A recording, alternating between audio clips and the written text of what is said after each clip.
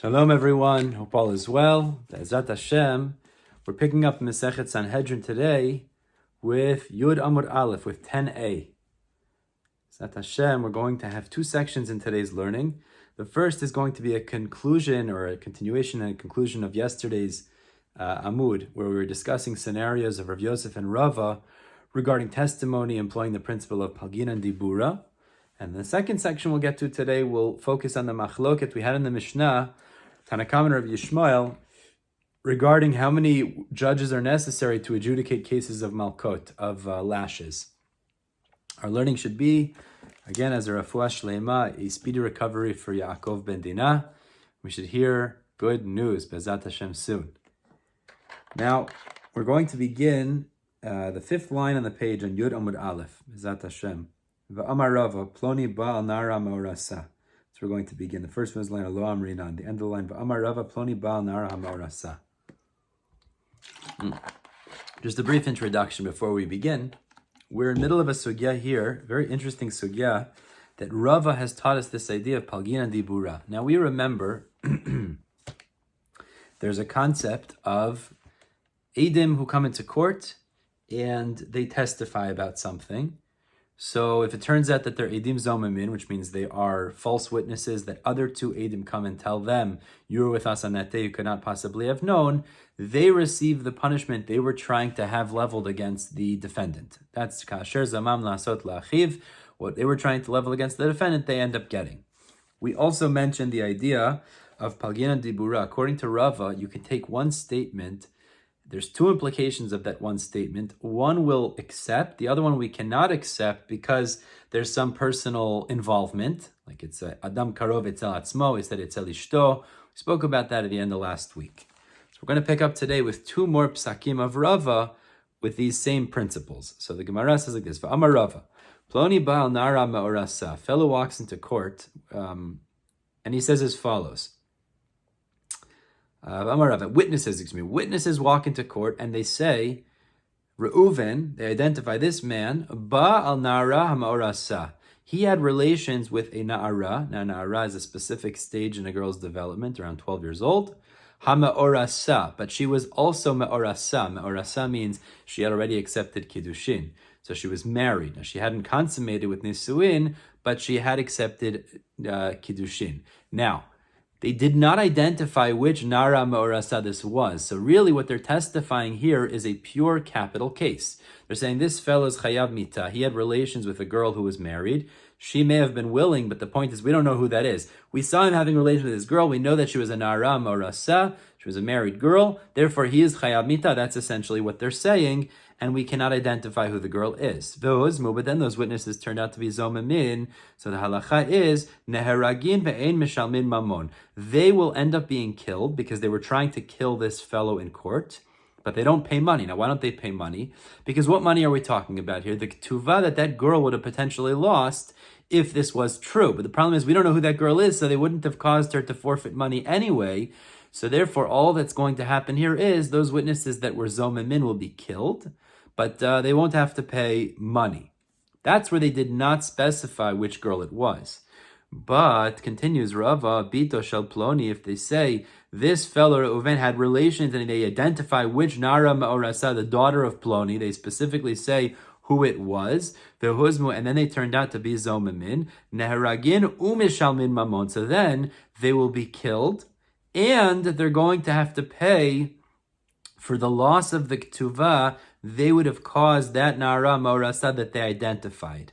And the Gemara explains, Mamon lazeh, they are going to have to pay money for the loss of the ketuvah. And I'll explain how Rashi understands this in a minute. Unefashot lazeh, and also they're going to get killed because they were trying to have both the person they were testifying about, the man, and that Nara Ma'orasa killed in court. So therefore they're going to have to pay money and be killed in court in this case. Now Rashi addresses the obvious question here, which is as follows.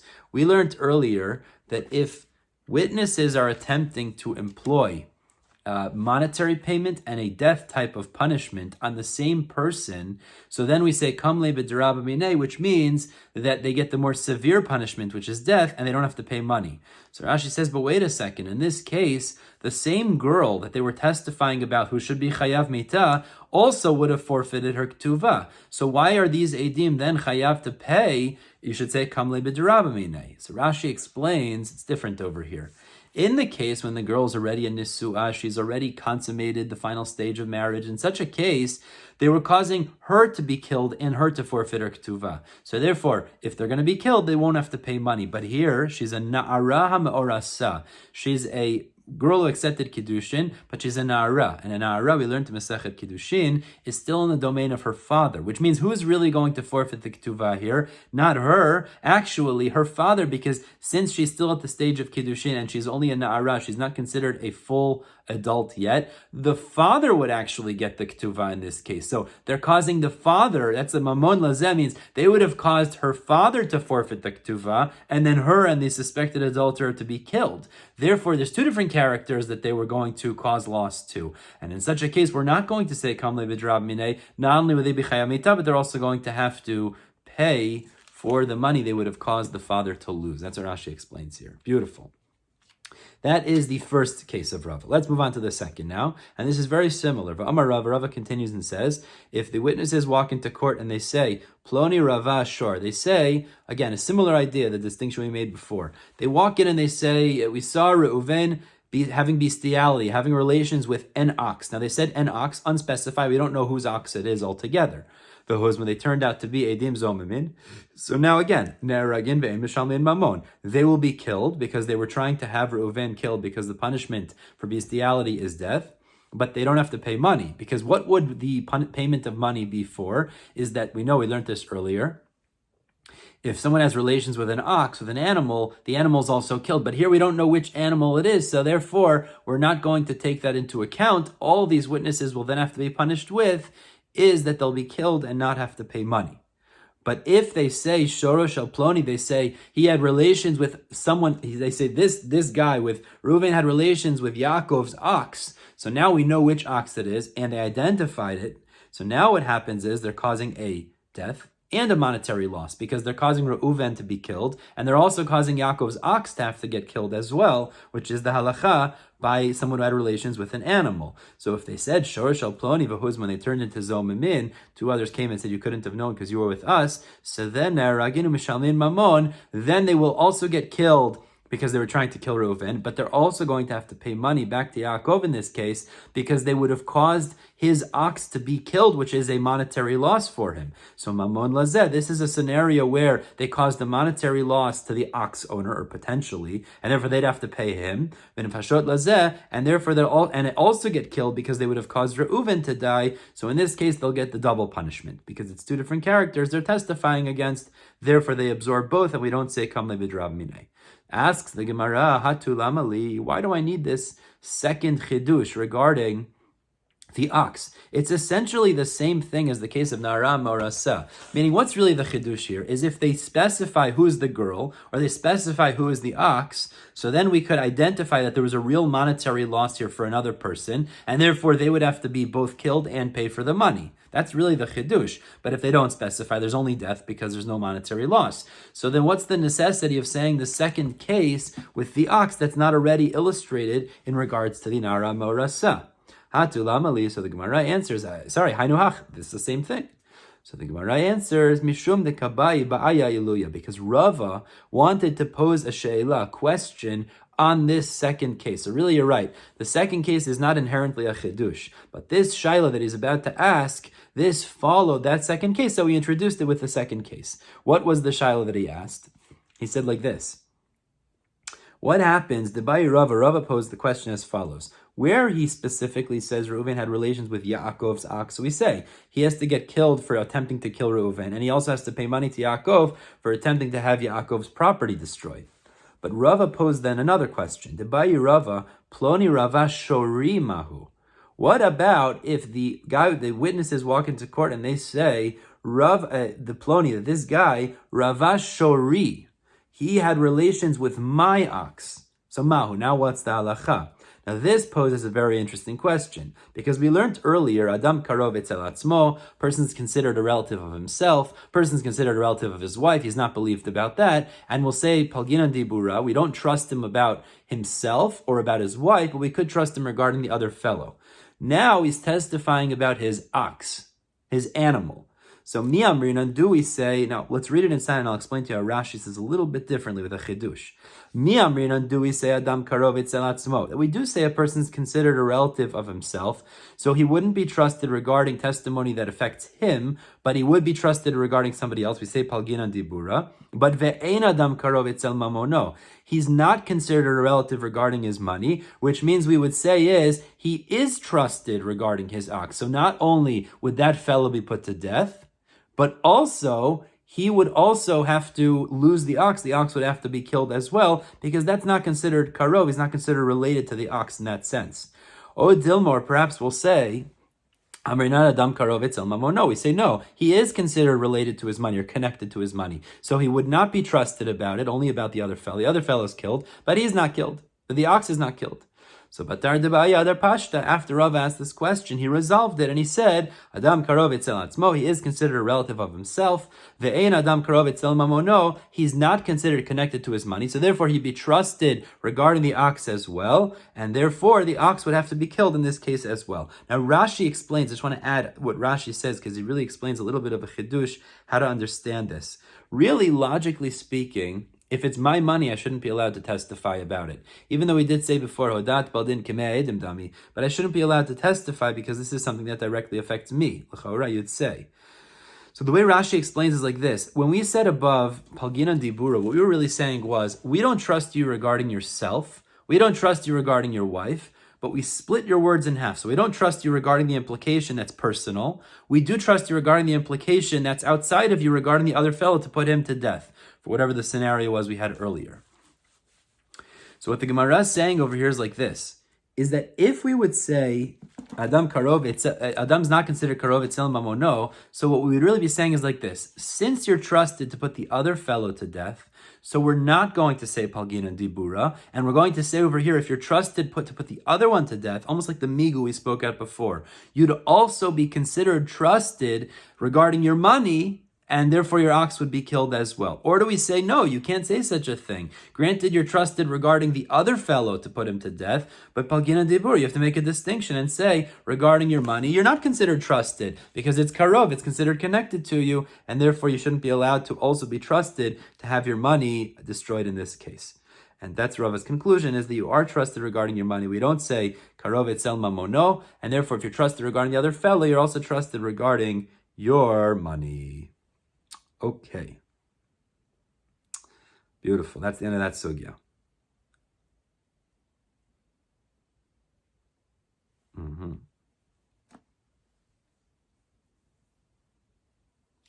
Fine. Let's move on now to the second section of the day. We had a machloket in the Mishnah regarding cases of malkot. Okay, so we know when it comes to monetary cases, you need a court of 3.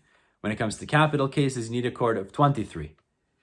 We had a case in the Mishnah that seems to be somewhere in the middle. Case of malkot. Some sort of a court case that is a court case that could administer lashes. Okay, malkot, lashes in court. Like we've learned before, if somebody transgresses a lotas, a negative command in the Torah, he's chayav malkot. So there's some sort of an adjudication that needs to go on. And they want to know how many judges is necessary for this. So the Tanakama of the Mishnah said you need 3. Rabbi Yishmael said you need 23 judges to adjudicate a case of malkot. So we're going to now try to explain first the opinion of Tanakama, and then the opinion of Rabbi Yishmael. So says the Gemara, makot bishlosha, that makot requires 3 judges to adjudicate. Minani mili, asks the Gemara, why did the Tanakama say, why does the first opinion of the Mishnah say you need a court of 3 to adjudicate malkot? Amar Rav Huna, Amar Kra, it's based on a pasuk in Parashat Kitetse. Now, Kitetse, which is Dvarim Chaf He, it's talking about over there the scenario of malkot, where somebody is liable to lashes. And the pasuk there says, Ushvatum, they shall adjudicate. That's a plural language. So says the Tanakama, Shnayim, that's plural, minimum. Whenever you have a plural language in the Torah, it's a minimum of 2. So it seems to be you need 2 judges to adjudicate a case of malkot, of lashes. But ve'ein beit din shakul, you can't have an even court, we learned earlier, and therefore mosifin aleyan od echad arekan shlosha. You'd have to add on at least a third one, which is a total of 3. Thus, says the Tanna Kama, we know you have to have 3 judges to adjudicate a scenario of malkot. Ella, says the Gemara, elameyata. But according to what you're saying, let's continue in that verse. The verse there reads, V'yitzdiku et hatzadik, they shall make the righteous one, or the innocent one, righteous. V'yirshiu et harasha, and they shall incriminate the wicked one. Now v'yitzdiku is plural and v'yirshiu is plural. So if you're going to say the plurality of the verse implies 2 judges, so maybe v'yitzdiku shnayim, v'yitzdiku should add another 2. V'yirshiu shnayim, v'yirshiu should add another 2. And then you have 6 altogether. Ushfatum v'yitzdiku v'yirshiu. Harekan sheva, you can't have an even number. So maybe you actually need 7 to adjudicate cases of malkot. So if you're learning from the plurality, it should come out that you have 7. So the Gemara answers, no. The words v'yitzdiku and v'yirshiu are not extra to use for the numbers of judges, as they're used for a different drasha of Ula, and this is a fascinating drasha. Ula teaches, those words v'yitzdiku and v'yirshiu teach us an entirely different drasha. What is that drasha? Let's see. Ula, like Ula says, the Amar Ula says, Remez eidim zomemin min Torah minayin. Where do we find a hint in the Torah to this concept of eidim zomemin? So the Gemara immediately interrupts and says, Remez eidim zomemin. What do you mean a hint? Some sort of a reference. V'achtiv, we have an entire parsha. It's in Dvarim Yatet. It's Parashat Shoftim, where it talks about eidim zomemin. It's a kasher zamam. We know the Torah tells us what they tried to do to the defendant comes back and falls back on them. So you don't need a remez for that. We have an entire parasha that talks about this concept of eidim zomemin. Ella, so no, what was Ula asking? Remez leidim zomemin shelokin minayin. God willing, we learn Masechet Makot. We're going to focus in on this, but we know in general the halacha of eidim zomemin is kasher zamam lasot la'achiv. What they were trying to have the defendant punished with, they have to absorb that. But there are certain cases where we cannot put back the punishment they were trying to put on the defendant. And in such cases, says Ula, the halacha is, if you can't give them the punishment they were trying to give the defendant, you'll have to give them malkot. Just malkot. That's what they're going to receive. So that's what Ula was asking. Where do we find a reference that they'll receive malkot in a scenario they can't receive the punishment that they were trying to have the defendant receive? Now Rashi explains over here, the case where they would receive malkot because they can't receive kasher zamam, which is actually discussed in the beginning of Masechet Makot, is where they walk into court, witnesses come in and say about a Kohen, he's a ben grusha. That means that his father married a grusha, a divorced woman, and therefore they're testifying about his yichus, essentially. Because if a Kohen marries a grusha, a divorced one, which is prohibited to him, the children are considered chalalim. They're considered desecrated from kiuna. They lose their Kohen status. Now this is something you cannot confer onto the witnesses, which the Gemara in Masechet Makot tells us why. And therefore, what's going to now happen is, instead of doing that, which you can't do, you're going to give them malkot. So that was Ula's question. Where do we find a reference that when you can't confer the regular ka'asher zamam, the punishment they were trying to inflict on the defendant, that you'll give them malkot? That was his question. So the Gemara says, so this is based on the pasuk. The pasuk says over there in Kiteitzeh, it says, V'yitzdiku et hatzadik. Now, the simple pshat is the judges will validate the innocent one when there's a court case in front of them. V'yirshiu et harasha, and then they shall incriminate the wicked one. And then it says afterwards, and the wicked one will get malkot. So the Gemara says the obvious question. Mishum de'yitzdiku et hatzadik v'yirshiu et harasha, because they validate the righteous one, the innocent party, and they incriminate the wicked one, as the pasuk continues, that's why the wicked party gets malkot. So the Rashi explains the question is, it means is that why does the pasuk need to tell us that one of them is validated, one of them is incriminated, and then the incriminated party receives malkot? What does the validation of the innocent party or the innocence of the righteous party here have to do with the malkot that the wicked party, the wrong person here, is to receive? They seem to be unrelated. So what is this verse really teaching us?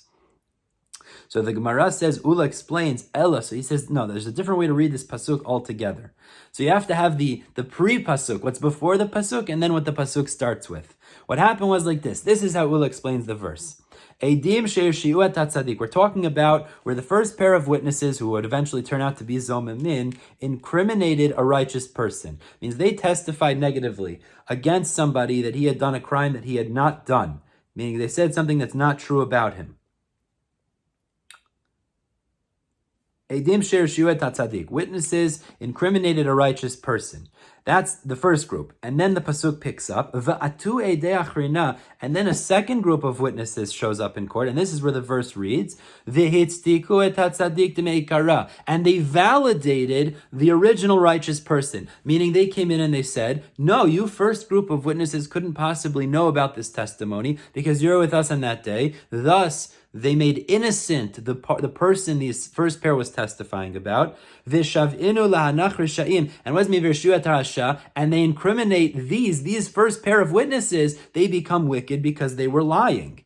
So then what's the verse telling you? If you can't administer kasher zamam lasot lachiv, the punishment that they are deserving, like the case where they testified that the fellow was not a valid kohen because his mother was a grusha, so then the pasuk says, Vaya'im bin hakot harasha, it will be if the guilty party is liable to malkot. This is the source that where the eidim zomemin cannot receive the normal kasher zamam, instead they get malkot. Asks the Gemara, I don't understand. Why do you need to create such an elaborate drasha in order to find this source? We know that the halacha is when you have a lo ta'aseh in the Torah, a negative command in the Torah, the natural punishment is malkot unless it says something else. We've learned that already.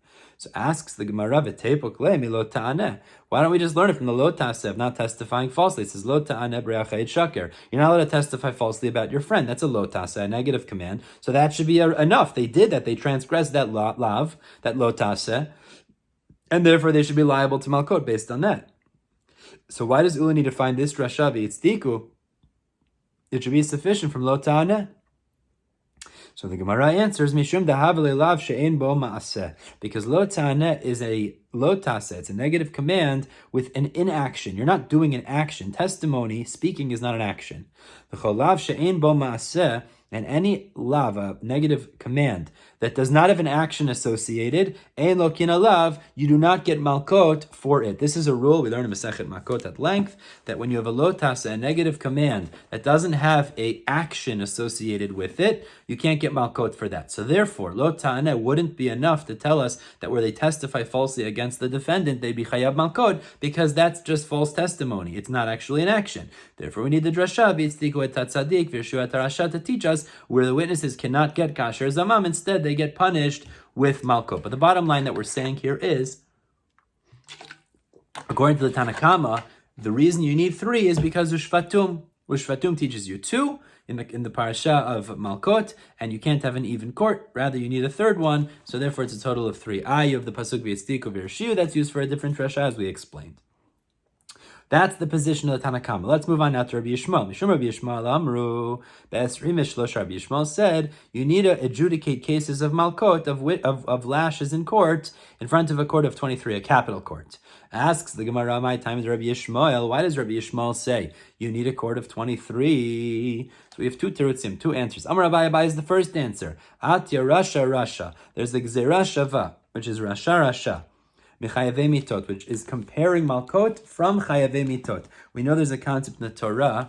One of the ways we expound the psukim, we darshan the psukim, is gzera shava, which means if you find one word in one context and you find that same word in a different context, it creates a track between these 2 places, and now you could expound certain things from one place to the other. So as we're about to show, it uses the same terminology of rasha by death in court, and it says that same terminology by lashes. So based on that, the Gemara is going to say, from this we could deduce, just as death in court requires a court of 23 to adjudicate, also lashes requires a court of 23 to adjudicate. This is the first explanation of Rabbi Yishmael.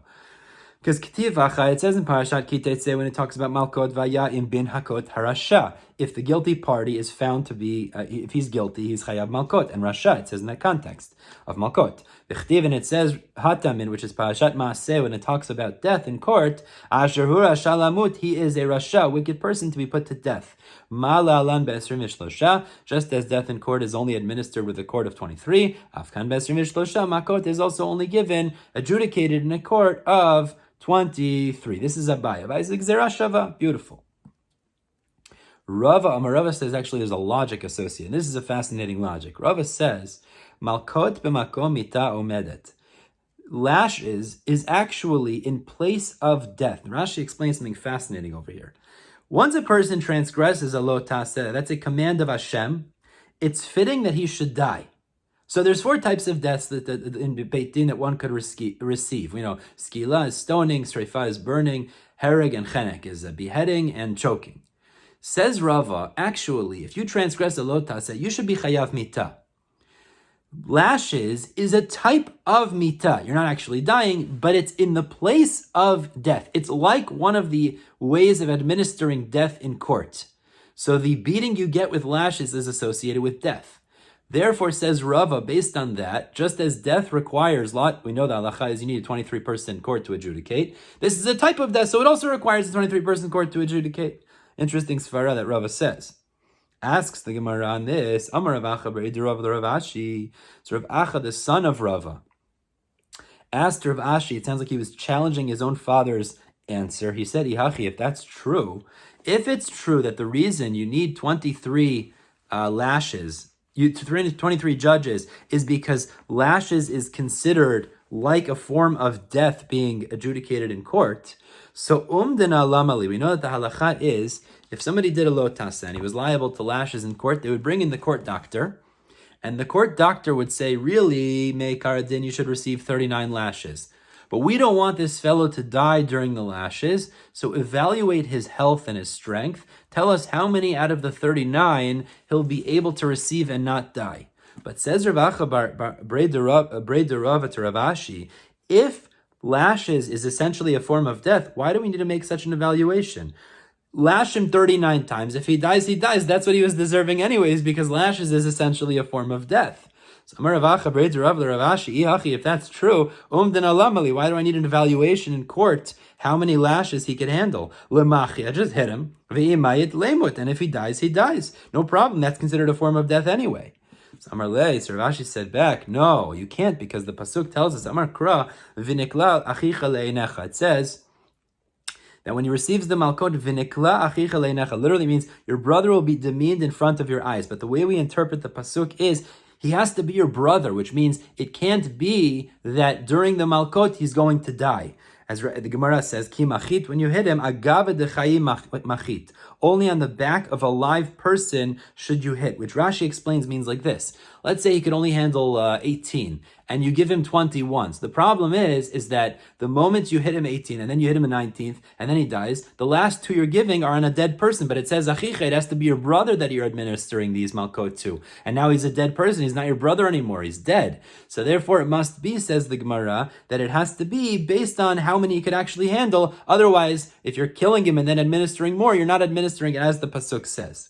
Ella, but the Gemara says, Rav Acha b'Eidim Rava turn back to Rav Ashi, and he said, Hadetani, we know that the Braita teaches, Amduhu lekabel esrim.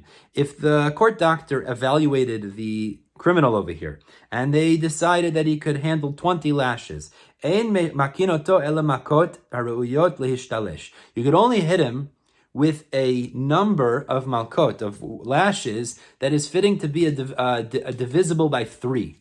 Which means you could either hit him 18 or 21. Rashi explains because in order to administer makot, they would do 2 lashes on the person's back and 1 on his front. This is derived from psukim, but the point is you can't give 20 because that's not divisible by 3. So how many would you then give? Would you give 18 or would you give 21? The Kamahen says the Braita, Tam Nisrei. You would give 18. That's the Braita. Turn to Yudamud Bet. But asks Rav Acha b'Eidim Rava now, if you're telling me really malkot is in the place of death, and the only problem is you can't continue to give malkot to a dead person, so that's why you can't give him the total 39. But in this case, if he was evaluated as being able to handle 20, so why don't you give him 21? what's going to happen? The 21st blow will kill him, but you gave the 21st blow to a live person. So you'll fulfill the verse, and it's a form of death. That would be the appropriate thing to do. Strike him 21 times. And when he dies in the 21st time, he'll die. Because you hit him when he was still alive. So says Rava, according to my father Rava, it should emerge that you shouldn't put it down to 18, but the Braita says you do. Why not push it up to 21? And then you hit him as a live person. He'll die after, but that's only after. So the Gemara answers, Rav Ashi says, Amar Le, Amar Kra, it's based on the same pasuk. What does v'niklach icha mean? After he's received malkot, he has to be your brother. Now, what does that mean? It means it can't be that through the process of administering malkot, lashes against this person, he ends up dying. That's what it really means. Achar shelaka achicha ba'ina. After he's been struck, he has to be your brother. Veleka. But if you strike him 21 times, it's true. When you're striking him the 21st time, he's alive. But the problem is, that's not achicha anymore. Now he's dead after the 21st time. So says Rav Ashi, that's the pshat, that you would have to knock it down to 18, because if you push it up to 21, he's going to be dead after the 21st blow. He can't handle that, and therefore, you knock it down to 18 and not give him 21. So Rava's answer is upheld, that the reason Rabbi Yishmael holds you need a court of 23, as Rava says, is because essentially malkot is a form of administering death. You need a court of 23, a capital court. We're going to stop here at the top of Yud Amud Bet. We'll continue tomorrow with Yud Amud Bet. In the meantime, everybody have a wonderful day.